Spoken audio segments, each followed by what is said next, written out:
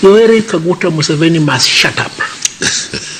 Samia Suluhu must shut up. Kenya is a high pressure point.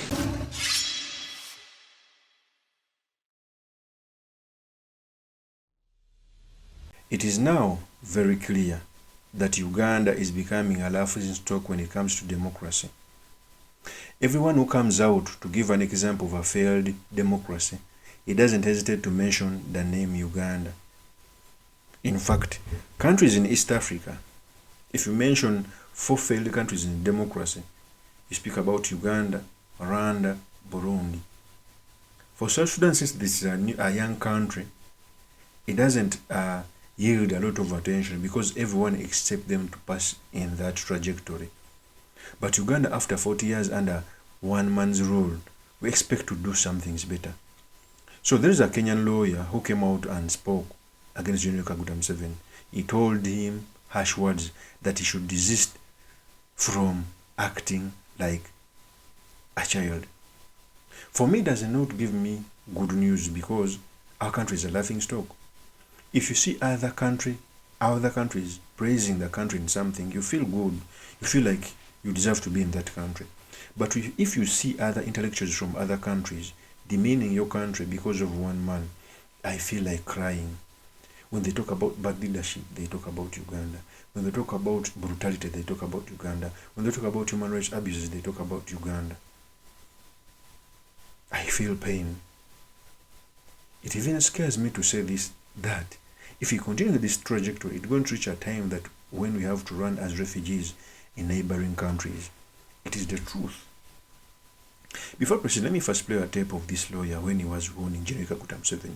Here's the My geography teacher, may his soul rest in peace, Kennedy Makanda, used to tell us, wind is movement of air from a high pressure point to a low pressure point.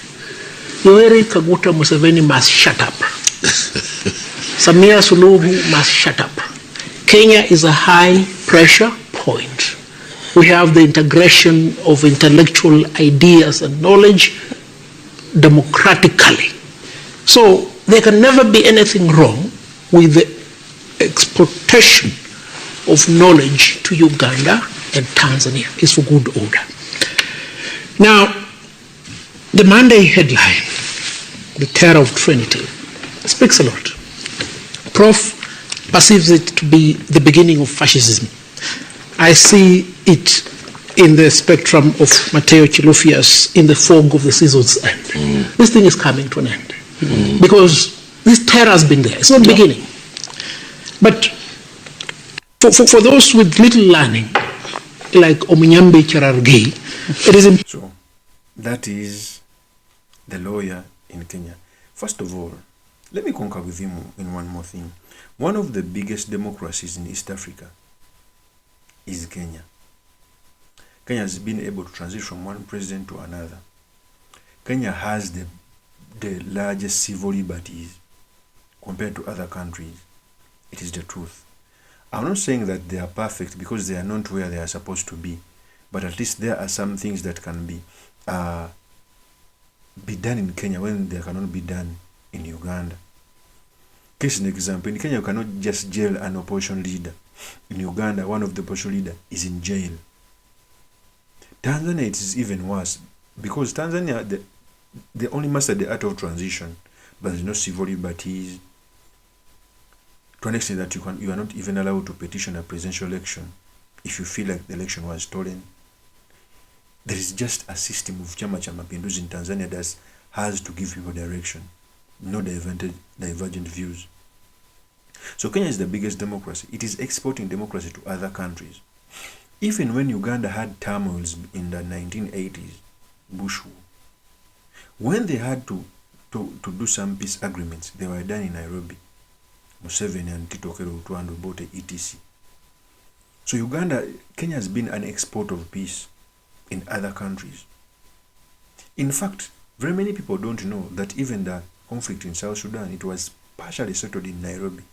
Not even Uganda, because Uganda, Museveni wasn't working well with Omar el-Bashir in Tanzania. So he couldn't mediate between them. They had to go to Nairobi.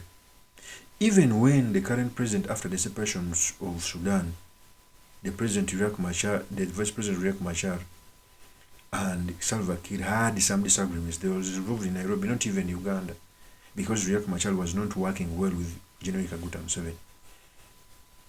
Trust me, if any problem arose in East Africa, Kenya would mediate the peace, because we've ever seen General Kaguta Museveni having some disagreements with Kagame.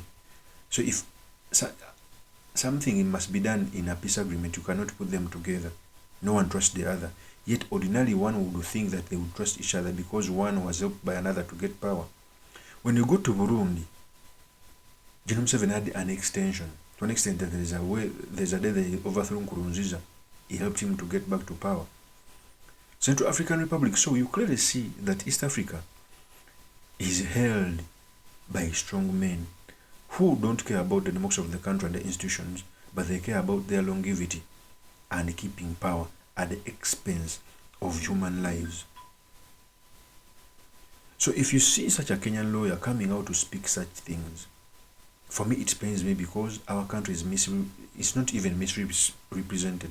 They are saying the actual things which are embarrassing.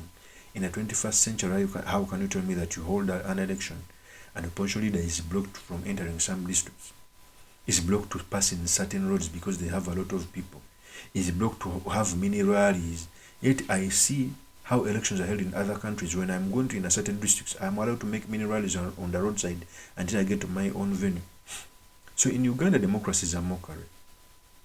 And for me, it is a sign of something dangerous soon, which is going to soon to happen. It is the truth. It is the truth. If we don't wake up to make the things better, if we don't wake up, okay, to start fighting for our country democratically, because I'm not trying to maybe to ban a country, no. It's all we have. Some of these people who are leading on us have two citizenship. Some people have million stocks in Sweden, America, etc. If Uganda is bad, they will run away from other countries. It is the truth. Us, we don't have where to go. It's here we are. It's here we are going to live. It's here we are going to be. So it's incumbent upon us to make it look better. It's incumbent upon us to make our country look better. We are being misrepresented, not even misrepresented. We have a bad name. And that bad name, by the what they are talking about, are correct. They are happening in the country. I feel like crying. Of course, that's my opinion. Remain yours truly, Mr. Makinde, Kabye Sulaiman Mawagari, the next MP for Makinde East constituency. If you're new to this channel, please subscribe. Peace.